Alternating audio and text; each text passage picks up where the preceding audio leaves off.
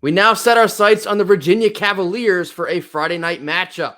We're beginning our breakdown of NC State's first ACC opponent of the season.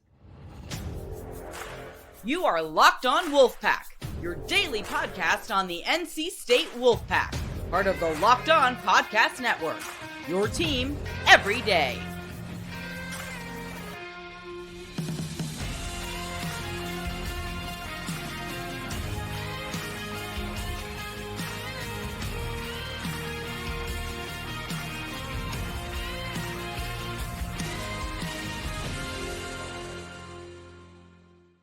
What's up, Wolfpack Nation? Welcome back to another episode of Locked On Wolfpack, free and available wherever you get your podcasts and on YouTube, part of the Locked On Podcast Network, your team every day. Today's episode is brought to you by Birddogs. Go to birddogs.com/lockedoncollege or enter promo code LOCKEDONCollege for a free water bottle with every purchase. You won't want to take your bird dogs off, we promise you. Happy Wednesday. As always, I'm Grayson Boone. Joining me is former Wolfpack defensive tackle Kenton Gibbs. And Kenton, we're beginning our analysis of the UVA matchup on Friday night. Now remember, this is not a Saturday game. It is on Friday night, first of two back-to-back Friday night games to kick off ACC play for the Wolfpack. We will be up in Charlottesville this Friday. It is our road game, first road test in the ACC portion of the schedule as well. Just a couple things before we start breaking down UVA here. NC State has opened as a 9-point favorite on the road, which is pretty significant. Getting nearly double digits on the road, especially in conference play, is no small task. But based on Virginia's play so far, probably should be favored by about 9. I want to be as respectful as possible to the Cavaliers. I really do. This will be tough. That will be a tough ask because this Virginia team is objectively not good. And by not good, I don't mean like, oh yeah, they have their moments and their spots and their guys, but they just overall are struggling. I mean, this team is, as the kids would say today, down bad, down tremendous, down horrendous, if you will. This is a very bad team as a whole. And we need to prepare the right way and do what needs to be done because I'm not a big betting guy. I'm not betting any money on this game. However, if NC State does not cover, an outright win is not enough here. If NC State does not cover 10 points, some heads need to roll, some questions need to be asked. And I know some people are going to look at me and say, well, Ken, you're asking for a lot of heads to roll and questions to be asked very early in this season. Well, yeah, because I'm talking about VMI and UVA. Yeah, absolutely. Absolutely heads should roll if we struggle in this game. And I'm going to tell you exactly why this team isn't good for the rest of this episode and tomorrow's episode where we're looking at their defense. Right. So, I mean, yeah, just echoing you there for a second there, Kenton. This is a game where ultimately, yes, we do want to win the game. You know, we know Coach Dorn's not worried about the spread, but this is a game that we should probably win by double digits because we are far and away the better team within this matchup. Now, UVA so far, they're 0-3 on the season. They've played Tennessee, and that was their first game. That one went about like you expect it probably would. They dropped a home game to James Madison. That was a bit of a shocker. James Madison came back and ultimately stole the game in the final quarter. And then Maryland, I believe the two played on last Friday night, if I'm not mistaken. UVA came out punching, but then Maryland ultimately proved that they were the better team.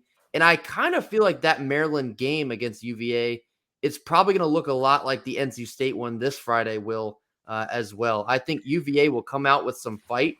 They're not going to completely roll over for us despite their struggles that they've endured this season. But I think there will be a point in time you'll see in this game where NC State will just clearly take the game over because we are more skilled at nearly every level. But, a couple other storylines for this game. Des Kitchings is the Virginia offensive coordinator. If that name sounds familiar, it's because he was at NC State for quite some time. He was a running backs coach for a while, and then he was co-offensive coordinator infamously in 2019. But Speaking of the Virginia offense, and I guess the defense a little bit as well, they rank dead last in the ACC in total offense and total defense. They Yes, sir, they average do. about 20 to 21 points on offense. They're giving up about 42 points on defense. So if you're an NC State offense that is still trying to find your footing here, this is an opportunity to take advantage of what you are given and basically put the nail in the coffin here. 1000%. I could not agree more. This, again, this is not a team that I'm looking at and saying, hey, and this is with all due respect, this is not a team I'm looking at saying these are serious individuals. And I hate to say that, but that is legitimately what we are looking at here. And we can get into the nuts and bolts of it. I love to get into the nuts and bolts of it because on the surface, it appears that I'm just telling you that an 0-3 team is bad. I want to correct Grayson on something real quick here. Grayson said earlier in the show that they lost a shocker to JMU. The only reason that game was a shocker that they lost it is because they had a 14-point lead at one point in time during that game. JMU was favored by, I want to say 8 points, 8 or 9 points in that game. No, it was 6.5. 6.5. I'm sorry. They were favored by 6.5. I'm trying to tell you, this is a really, really bad team. And Grayson and I are going to get into just how bad they are coming up here. Yeah, I guess maybe a heartbreaker would have been a more appropriate term. You know, kind of a parallel to the Notre Dame game that we had. They also had a weather delay in that UVA James Madison game. And that weather delay proved to give James Madison the momentum to come back and win that game in the fourth quarter. But finishing up some of the storylines here, of course, Brennan Armstrong was there at Virginia for quite some time. He's one of their better quarterbacks in their history. So he will be making his return to Charlottesville. But not just him. Our current offensive coordinator in Robert Anai and offensive line coach in Garrett Tujay will also be returning to UVA, where they spent a decent amount of time. Some folks get kind of wrapped up in that playing a role in this game. I'm sure on some level it will be a little bit of an emotional return.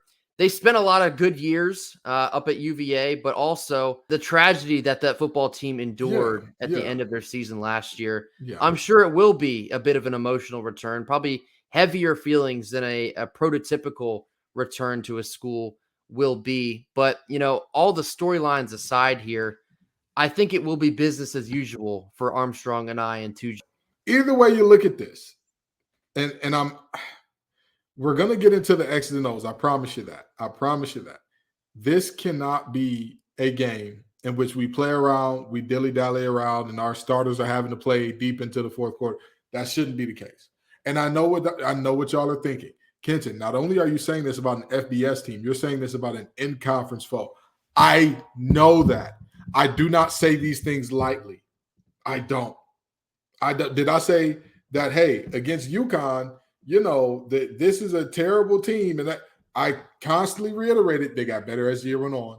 This is a team that got better and better as the year went on. This is not going to be the UConn team that we saw last year. This is not going to be that 41-10 win that we got last year. I'm telling you, this team, it's bad. It's bad in Charlottesville right now, and we can't make things good over there for them. Yeah, you know, you kind of beat me to the – I think a certain sentiment here is that it is a little bit similar to UConn. We are the better team. It's on the road. We should still go and take care of business. But if you play around and if you let Virginia stay in this game for long enough, they can more than likely string together an effort that could beat us.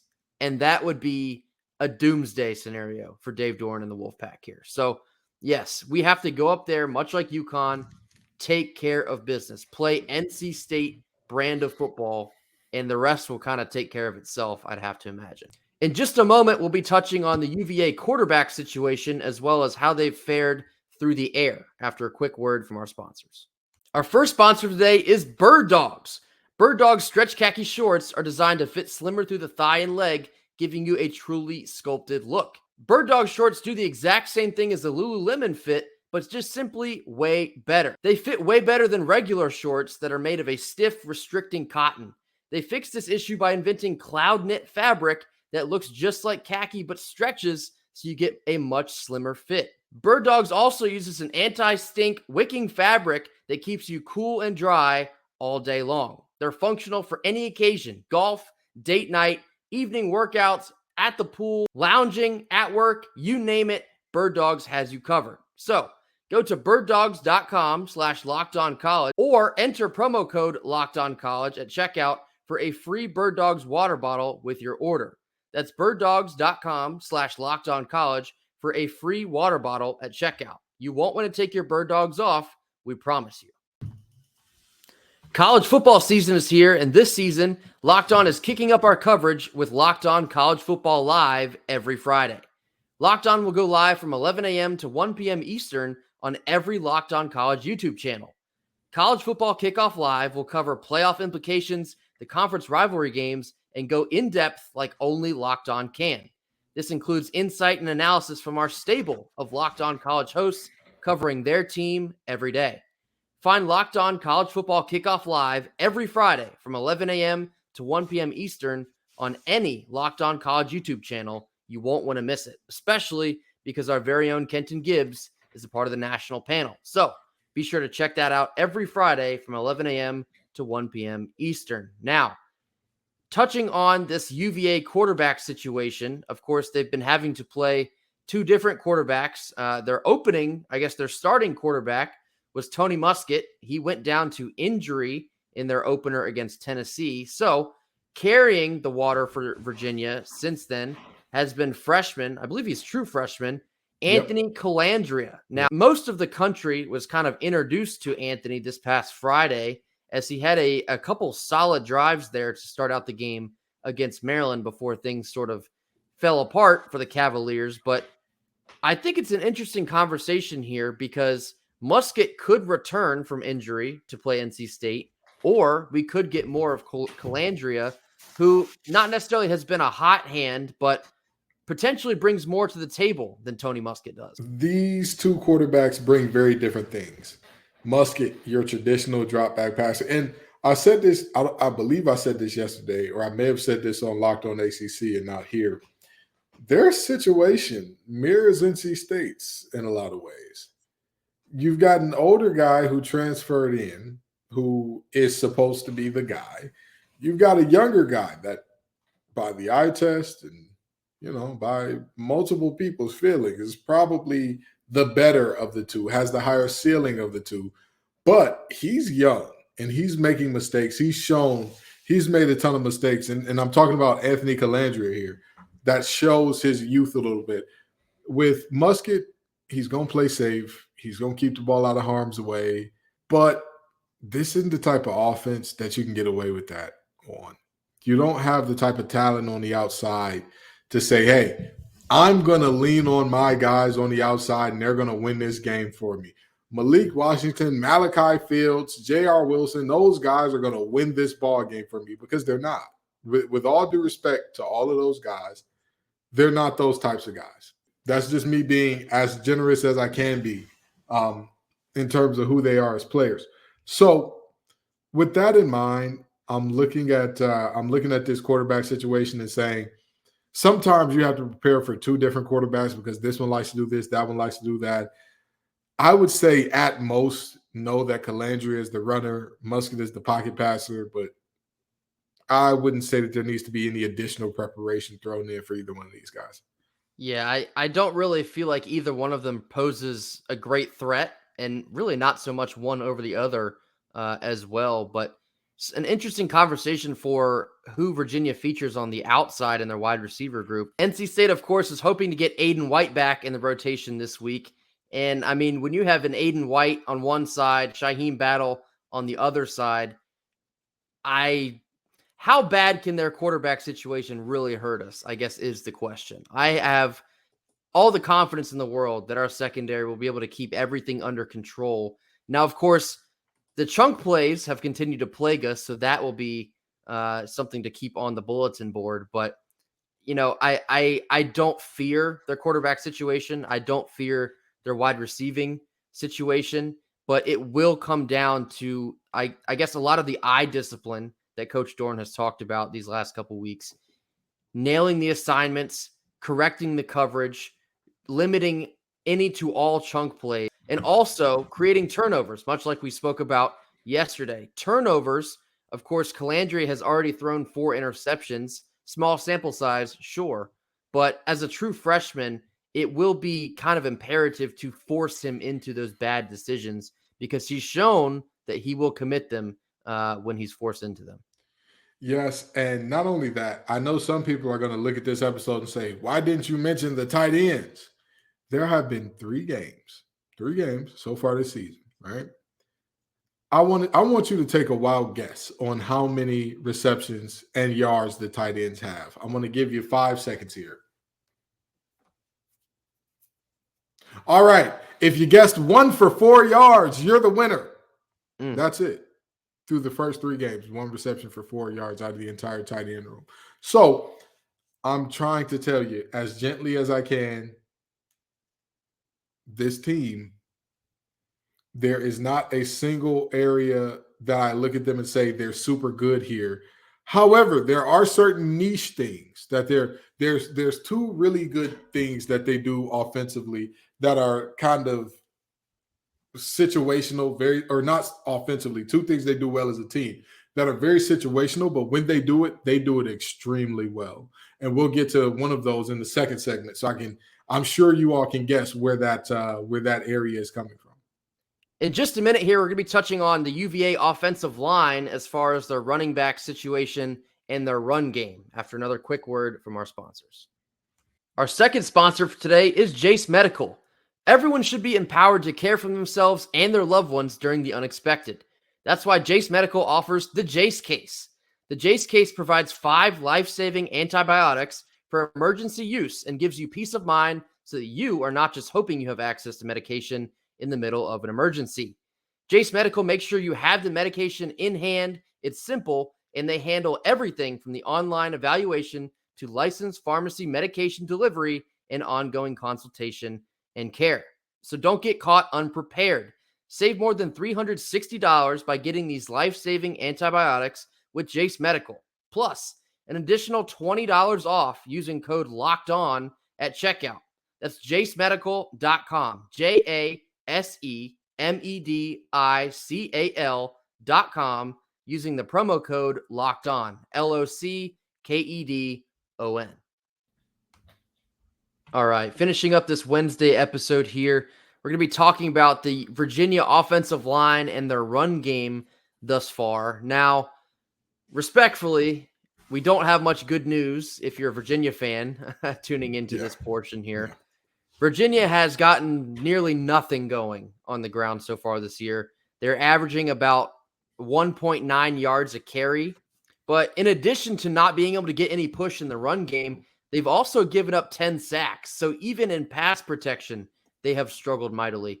And this, of course, is a major point of contention here because this feels like a massive advantage for NC State. If our defensive line can repeatedly break through and pressure Calandria or Musket, whoever it may be, and, of course, also bust up whatever they're trying to do on the ground, we can easily take control of this game and dominate. Yeah, I wholeheartedly agree. It hurts to say this, but this is a team that allowed 4 sacks against James Madison. Even if you think that Tennessee's defensive line is on a whole nother level than ours, and Maryland's defensive line is on a whole nother level than ours, which I wholeheartedly disagree with, this is a team that has shown their tackles have some of the slowest feet I have seen in quite some time. Combine that with god-awful technique, and you get what you get. Combine that with a true freshman back there he knows that he has to be Superman for this team to win games. And so he goes out there and tries to be Superman. You get what you get. But I want to put in context how bad that 1.9 yards per game on the ground is for a second here, okay? So 1.9 yards per carry is how many they're averaging. If you double that and they go up to 3.8, they only move up 1 spot. They and Virginia Tech flip-flop. That's it. I am telling you, this offensive line has struggled mightily. These backs have struggled mightily. However, this is my one chance to where if somebody said, Kenton, say something nice about the team. Here are the things that this offense is good at. Number one, Tony Elliott is an offensive coordinator at heart. His script is good. When he comes out with those first 10 plays, you got to be ready because his script is not a joke. But even beyond that, when these running backs get into the open field, all of them are fairly shifty, fairly good at breaking tackles. All of them.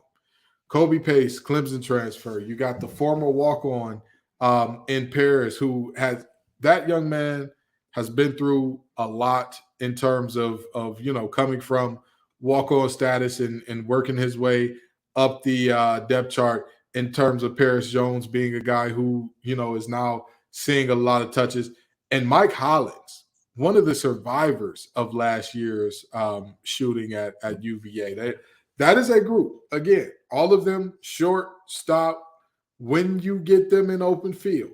If we have plays like we did, and hear me well. If we lose this game, we will look at this as the reason.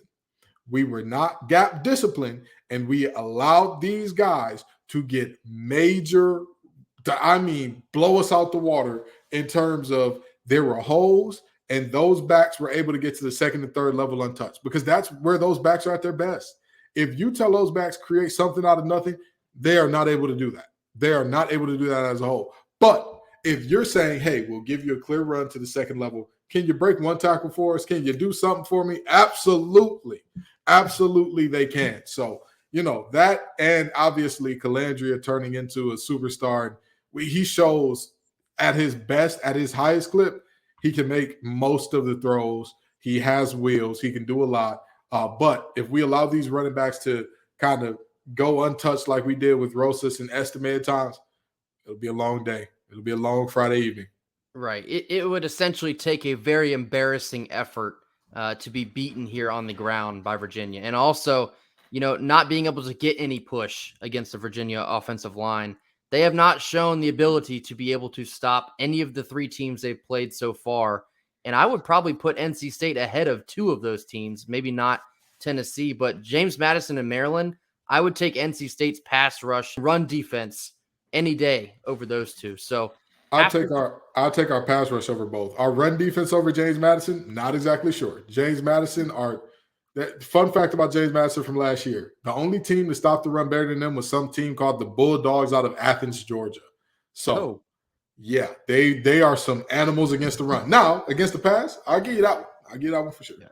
And then kind of in addition to what we spoke on yesterday, this feels like a perfect game to turn defense into offense. Creating turnovers creates massive opportunities to get this offense rolling against a Virginia defense that has also struggled so far in 3 games. So point being, just on a surface level here, we should be able to take control of this game and put it away at a fairly decent rate here. Absolutely. And one thing that I will say, we talked about the receivers and the quarterbacks in the first half of this thing. One thing I will say, I know for a fact UVA has not seen that we have yet, is corners as good as ours in terms of if we are locking on, man on, 1-for-1, saying, hey, you go get him, stick with him. They haven't seen what we can bring in that regard. Absolutely. Well, that will do it for us here on this Wednesday episode. Be sure to check back in with us tomorrow as we go a little bit deeper in depth in diagnosing what exactly Virginia will bring to the table on Friday night. Until then, make sure to drop a like, drop your comments in the comment box so you could potentially be featured on Fan Friday. Of course, we do this every Friday. And then as always, make sure you're mashing that subscribe button and telling a friend to tell a friend to hit that subscribe button as well. We will see you all tomorrow. Until then, go Pack. Go Pack.